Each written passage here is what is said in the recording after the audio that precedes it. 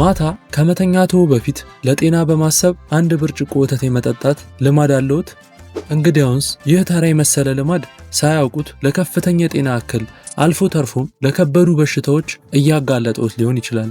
ዛሬ ማታ ወተት ከመጠጣታችሁ በፊት ልናውቃቸው የሚገቡ ዋና ዋና ጥንቃቄዎችን እናያለን።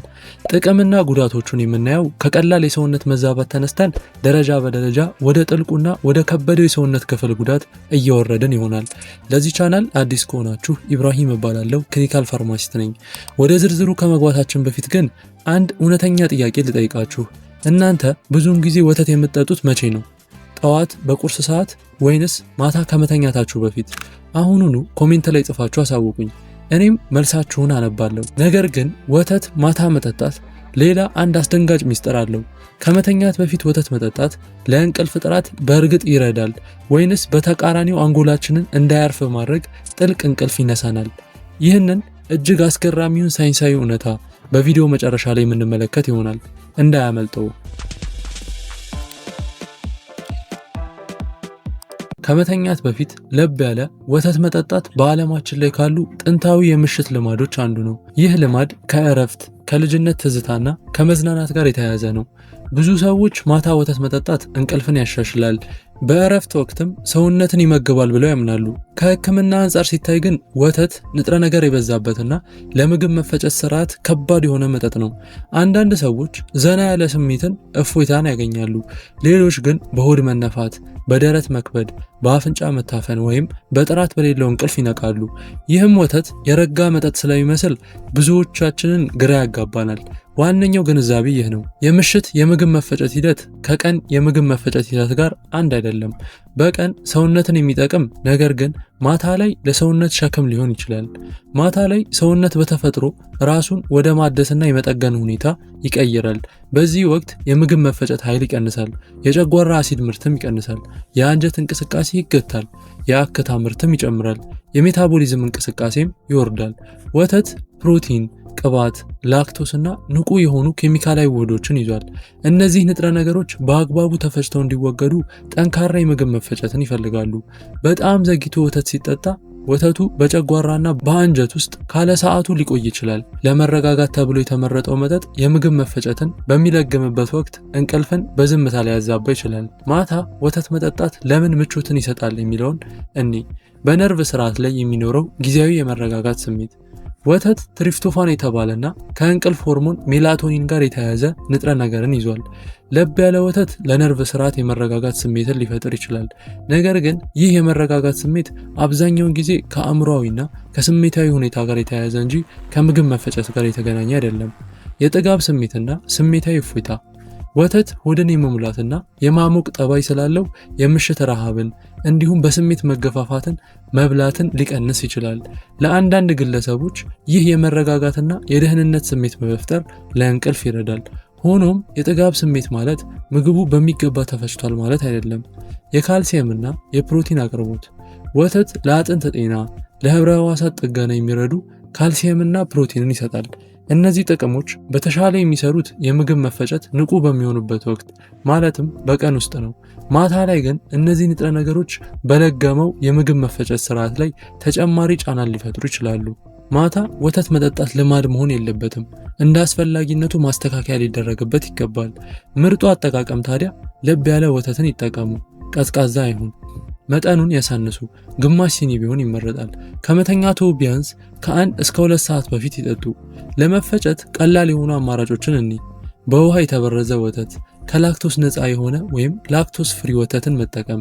ስሜታዊ የሆኑ ሰዎች የእጽዋት ወተትን ወይም ፕላንት ቤዝድን ቢጠቀሙ ይመረጣል። ጠቃሚ ተጨማሪዎችን ስናይ ጥቂት እርድ ወይም ለውዝን መጨመር፣ በጣም በጥቂቱ ስኳር ወይም ጣፋጮችን አለመጨመር።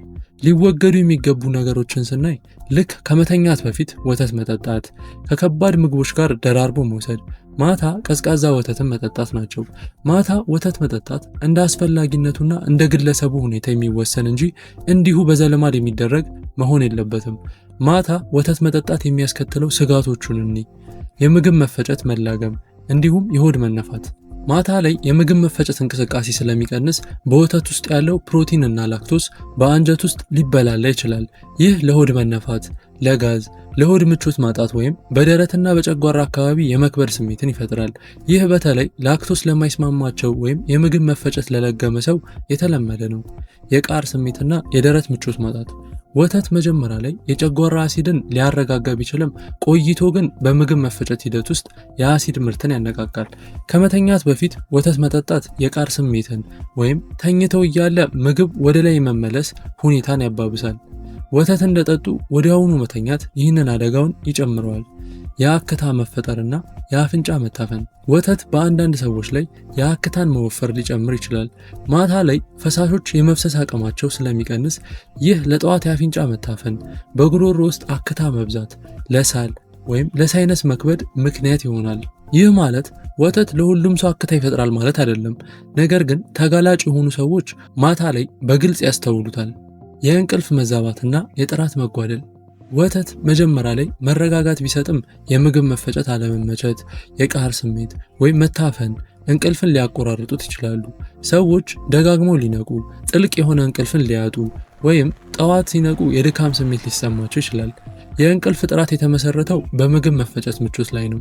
የደም ስኳርና የኢንሱሊን ምላሽ ወተት ተፈጥሯዊ ስኳርን ወይም ላክቶስን ይዟል። በአንዳንድ ግለሰቦች ላይ ማታ ላይ የሚወሰድ ስኳር የደም ስኳር መጠንን እንዲዋዥቅ በማድረግ ጥልቅ የእንቅልፍ ዑደትን ሊያስተጓጉል ይችላል። ሌላው የክብደት መጨመር ማታ ወተት አዘውትሮ መጠጣት ሜታቦሊዝም በሚቀንስበት ወቅት ተጨማሪ ካሎሪዎችን ወደ ሰውነት ይጨምራል። በጊዜ ሂደት ይህ ለክብደት መጨመር ምክንያት ሊሆን ይችላል። ልዩ ጥንቃቄ የሚያስፈልጋቸው ሰዎች እነማን ናቸው የሚለውን ስናይ ላክቶስ የማይስማማቸው፣ የቃር ወይም የጨጓራ ህመም ያለባቸው፣ ስር የሰደደ የሳይነስ ወይም የአፍንጫ መታፈን ያለባቸው፣ የአንጀት መቆጣት ወይም የለገመ የምግብ መፈጨት ያላቸው፣ እንዲሁም የእንቅልፍ ጥራት ችግር ያለባቸው ናቸው። አጠቃቀሙን ለማቆም የሚያስጠነቅቁ ምልክቶች ደግሞ እነማን እንደሆኑ እኒ የሆድ መነፋት ወይም መክበድ፣ የቃር ወይም የደረት ማቃጠል ካለ፣ የአፍንጫ መታፈን፣ የተቆራረጠ እንቅልፍ እንዲሁም የጠዋት ዝለት ካለ እነዚህ ምልክቶች የምሽት የምግብ መፈጨት ሂደቱ እየተወጠረ መሆኑን ያሳያሉ። ባህላዊ የጤና አጠባበቅ ዘዴዎች ወተትን ማታ ሳይሆን ምሽት ላይ ቀደም ብለው ለብ ባለ ሁኔታና በቅመሞች ተበልቶና በጥቂት መጠን እንዲወሰድ ይመክሩ ነበር። ዘመናዊ ምርምሮችም የወተትን የአልሚነት ዋጋ ቢያረጋግጡም በጣም ዘግይቶ መጠጣት ግን ለቃር፣ ለሆድ መነፋት እንዲሁም ለእንቅልፍ መዛባት እንደሚዳርግ ያሳያሉ። የጥንት ጥበብና ዘመናዊ ሳይንስ በአንድ ነገር ላይ ይስማማሉ።